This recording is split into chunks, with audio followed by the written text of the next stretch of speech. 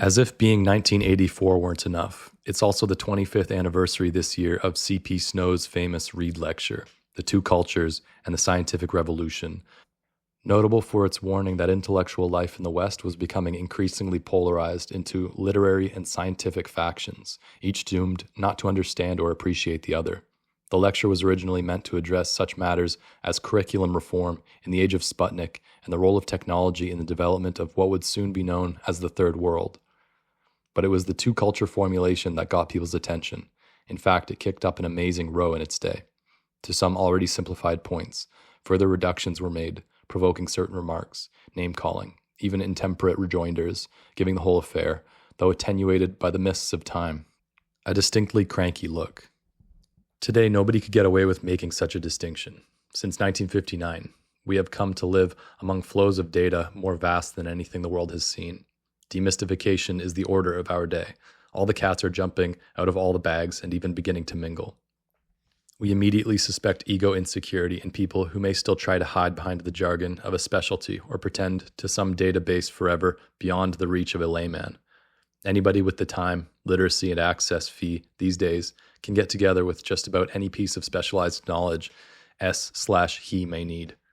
So, to that extent, the two cultures quarrel can no longer be sustained. As a visit to any local library or magazine rack will easily confirm, there are now so many more than two cultures that the problem has really become how to find the time to read anything outside one's own specialty.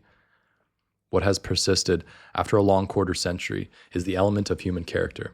C.P. Snow, with the reflexes of a novelist after all, sought to identify not only two kinds of education, but also two kinds of personality. Fragmentary echoes of old disputes, of unforgotten offense taken in the course of long ago high-table chit-chat, may have helped form the subtext for Snow's immoderate and thus celebrated assertion. If we forget the scientific culture, then the rest of intellectuals have never tried, wanted, or been able to understand the Industrial Revolution. Such intellectuals, for the most part literary, were supposed, by Lord Snow, to be natural Luddites. Except maybe for brainy Smurf. It's hard to imagine anybody these days wanting to be called a literary intellectual, though it doesn't sound so bad if you broaden the labeling to, say, people who read and think. Being called a Luddite is another matter. It brings up questions such as, is there something about reading and thinking that would cause or predispose a person to turn Luddite? Is it okay to be a Luddite? And come to think of it, what is a Luddite anyway?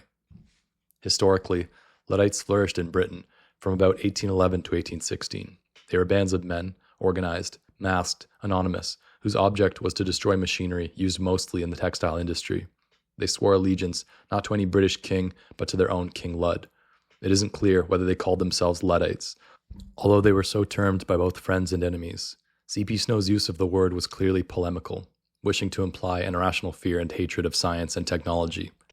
Luddites had, in this view, come to be imagined as the counter-revolutionaries of that industrial revolution, which their modern versions have never tried, wanted, or been able to understand.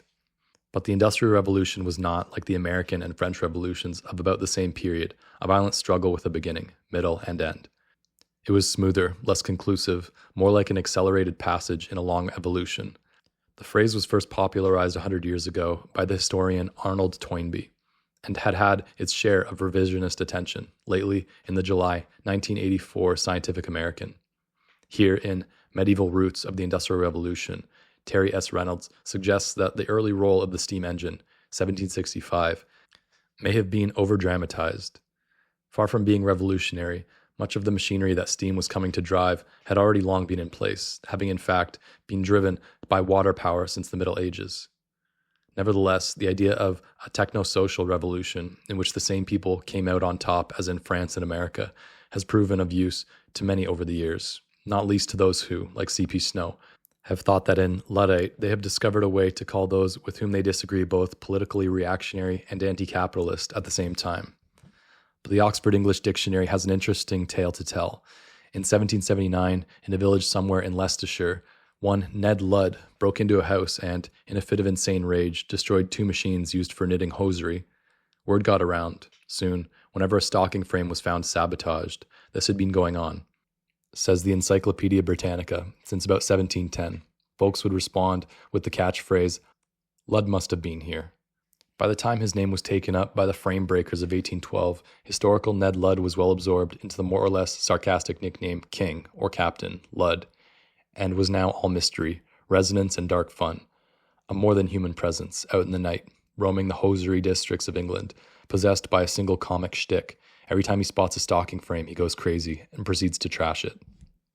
But it's important to remember that the target even of the original assault of 1779, like many machines of the Industrial Revolution, was not a new piece of technology. The stocking frame had been around since 1589, when, according to the folklore, it was invented by the Rev. William Lee, out of pure meanness. Seems that Lee was in love with a young woman who was more interested in her knitting than in him. He'd showed up at her place. "Sorry, Rev, got some knitting." "What? Again?"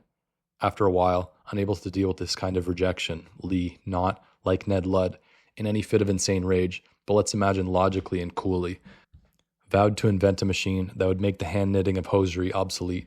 And he did.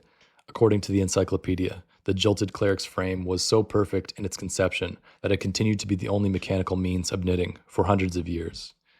Now, given that kind of time span, it's just not easy to think of Ned Lud as a technophobic crazy. No doubt what people admired and mythologized him for was the vigor and single-mindedness of his assault. But the words "fit of insane rage" are third-hand and at least 68 years after the event. And Ned Lud's anger was not directed at the machines, not exactly. I like to think of it more as the controlled martial arts type anger of the dedicated badass. There's a long folk history of this figure, the badass. He is usually male, and while sometimes earning the quizzical tolerance of women, is almost universally admired by men for two basic virtues. He is bad and he is big. Bad not meaning morally evil, necessarily, more like able to work mischief on a large scale. What is important here is the amplifying of scale, the multiplication of effect. The knitting machines, which provoked the first Luddite disturbances, had been putting people out of work for well over 2 centuries. Everybody saw this happening. It became part of daily life. They also saw the machines coming more and more to be the property of men who did not work, only owned and hired. It took no German philosopher, then or later, to point out what this had been doing to wages and jobs. Public feeling about the machines could never have been simple, unreasoning horror, but likely something more complex, the love/hate that grows up between humans and machinery, especially when it's been around for a while, not to mention serious resentment toward at least 2 multiplications of effect that were seen as unfair and threatening. One was the concentration of capital that each machine represented, and the other was the ability of each machine to put a certain number of humans out of work, to be worth that many human souls. What gave King Lud his special bad charisma, took him from local hero to nationwide public enemy, was that he went up against these amplified, multiplied, more than human opponents and prevailed. When times are hard, and we feel at the mercy of forces many times more powerful, don't we, in seeking some equalizer, turn, if only in imagination, in wish, to the badass, the djinn, the golem, the Hulk, the superhero? Who will resist what otherwise would overwhelm us? Of course, the real or secular frame bashing was still done by everyday folks, trade unionists ahead of their time, using the night and their own solidarity and discipline to achieve their multiplications of effect. It was open-eyed class war. The movement had its parliamentary allies, among them Lord Byron, whose maiden speech in the House of Lords in 1812 compassionately argued against a bill proposing, among other repressive measures, to make frame-breaking punishable by death. "Are you not near the Luddites?" he wrote from Venice to Thomas More. "By the Lord, is there a row? But I'll be among ye. How go on the weavers, the breakers of frames, the Lutherans of politics, the reformers?" He includes an amiable chanson, which proves to be a Luddite hymn so inflammatory that it wasn't published till after the poet's death. The letter is dated 1816. Byron had spent the summer previous in Switzerland, cooped up for a while in the Villa Diodati with the Shelleys, watching the rain come down, while they all told each other ghost stories. By that December, as it happened, Mary Shelley was working on chapter 4 of her novel, Frankenstein, or the modern Prometheus. If there were such a genre as the Luddite novel, this one, warning of what can happen when technology, and those who practice it, get out of hand, would be the first and among the best. Victor Frankenstein's creature also, surely, qualifies as a major literary badass. I resolved, Victor tells us, to make the being of a gigantic stature, that is to say, about 8 feet in height, and proportionably large, which takes care of big. The story of how he got to be so bad is the heart of the novel, sheltered innermost, told to Victor in the first person by the creature himself, then nested inside of Victor's own narrative, which is nested in its turn in the letters of the Arctic explorer Robert Walton. However, much of Frankenstein's longevity is owing to the undersung genius James Whale, who translated it to film. It remains today more than well worth reading, for all the reasons we read novels, as well as for the much more limited question of its Luddite value, that is, for its attempt, through literary means which are nocturnal and deal in disguise, to deny the machine. Look, for example, at Victor's account of how he assembles and animates his creature. He must, of course, be a little vague about the details, but we're left with a procedure that seems to include surgery, electricity, though nothing like Whale's galvanic extravaganzas, chemistry even, from dark hints about Paracelsus and Albertus Magnus, the still recently discredited form of magic known as alchemy. What is clear, though, despite the commonly depicted bolt through the neck, is that neither the method nor the creature that results is mechanical. This is one of several interesting similarities between Frankenstein and an earlier tale of the Bad and Big, The Castle of Otranto, 1765, by Horace Walpole, usually regarded as the first Gothic novel. For one thing, both authors, in presenting their books to the public, used voices not their own. Mary Shelley's preface was handwritten by her husband, Percy, who was pretending to be her. Not till 15 years later did she write an introduction to Frankenstein in her own voice. Walpole, on the other hand, gave his book an entire made-up publishing history, claiming it was a translation from medieval Italian. Only in his preface to the second edition did he admit authorship. The novels are also of strikingly similar nocturnal origin. Both resulted from episodes of lucid dreaming. Mary Shelley, that ghost story summer in Geneva, trying to get to sleep one midnight, suddenly beheld the creature being brought to life, the images arising in her mind with a vividness far beyond the usual bounds of reverie. Walpole had awakened from a dream, of which all I could remember was that I had thought myself in an ancient castle, and that on the uppermost banister of the great staircase I saw a gigantic hand in armor. In Walpole's novel, this hand shows up as the hand of Alfonso the Good, former Prince of Otranto, and, despite his epithet, the castle's resident badass. Alfonso, like Frankenstein's creature, is assembled from pieces: sable-plumed helmet, foot, leg, sword, all of them, like the hand, quite oversized, which fall from the sky or just materialize here and there about the castle grounds. Relentless as Freud's slow return of the repressed, the activating agencies, again, like those in Frankenstein, are non-mechanical. The final assembly of the form of Alfonso, dilated to an immense magnitude, is achieved through supernatural means, a family curse, and the intercession of Otranto's patron saint. The grace for Gothic fiction after The Castle of Otranto was grounded, I suspect, in deeper religious yearnings for that earlier mythical time, which had come to be known as the Age of Miracles. In ways more or less literal, folks in the 18th century believed that once upon a time all kinds of things had been possible which were no longer so. Giants, dragons, spells. The laws of nature had not been so strictly formulated back then. What had once been true working magic had, by the age of reason, degenerated into mere machinery. Blake's dark, satanic mills represented an old magic that, like Satan, had fallen from grace. As religion was being more and more secularized into deism and non-belief, the abiding human hunger for evidence of God and afterlife, for salvation, bodily resurrection, if possible, remained. The Methodist movement and the American Great Awakening were only two sectors on a broad front of resistance to the Age of Reason, a front which included radicalism and Freemasonry, as well as Luddites and the Gothic novel. Each in its way expressed the same profound unwillingness to give up elements of faith, however irrational, to an emerging techno-political order that might or might not know what it was doing. Gothic became code for medieval, and that has remained code for miraculous. On through pre-Raphaelites, turn-of-the-century tarot cards, space opera in the pulps and the comics, down to Star Wars and contemporary tales of sword and sorcery.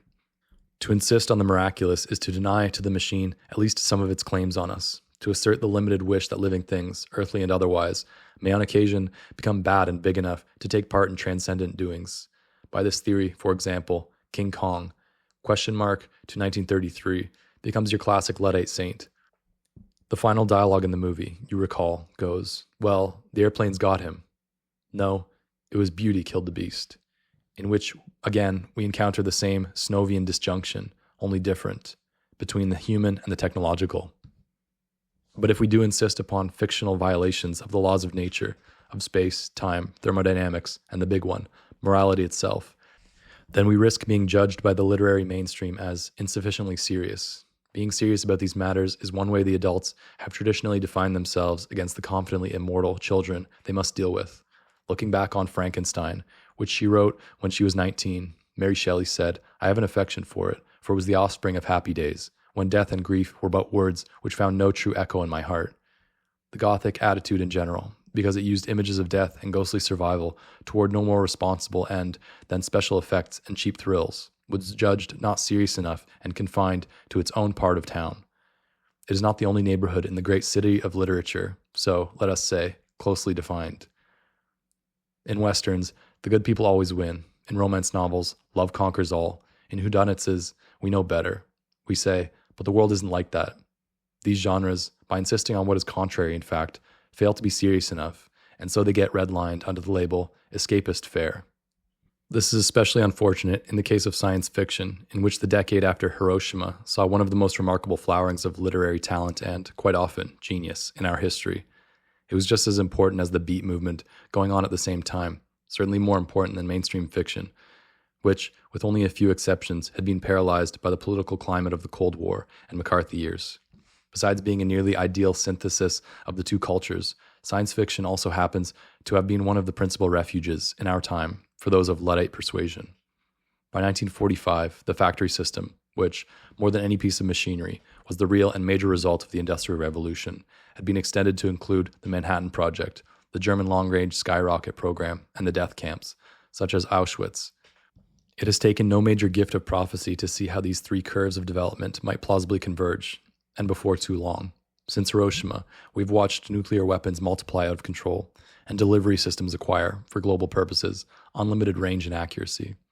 An unblinking acceptance of a Holocaust running to 7- and 8-figure body counts has become, among those who, particularly since 1980, have been guiding our military policies, conventional wisdom. To people who were writing science fiction in the 50s, none of this was much of a surprise, though modern Luddite imaginations have yet to come up with any counter-critter big and bad enough, even in the most irresponsible of fictions, to begin to compare with what would happen in a nuclear war. So, in the science fiction of the atomic age and the Cold War, we see the Luddite impulse to deny the machine taking a different direction. The hardware angle got de-emphasized in favor of more humanistic concerns, exotic cultural evolutions and social scenarios, paradoxes and games with space/time, wild philosophical questions, most of it sharing, as the critical literature has amply discussed, a definition of human as particularly distinguished from machine. Like their earlier counterparts, 20th century Luddites looked back yearningly to another age, curiously, the same age of reason which had forced the first Luddites into nostalgia for the age of miracles. But we now live, we are told, in the computer age. What is the outlook for Luddite sensibility? Will mainframes attract the same hostile attention as knitting frames once did? I really doubt it.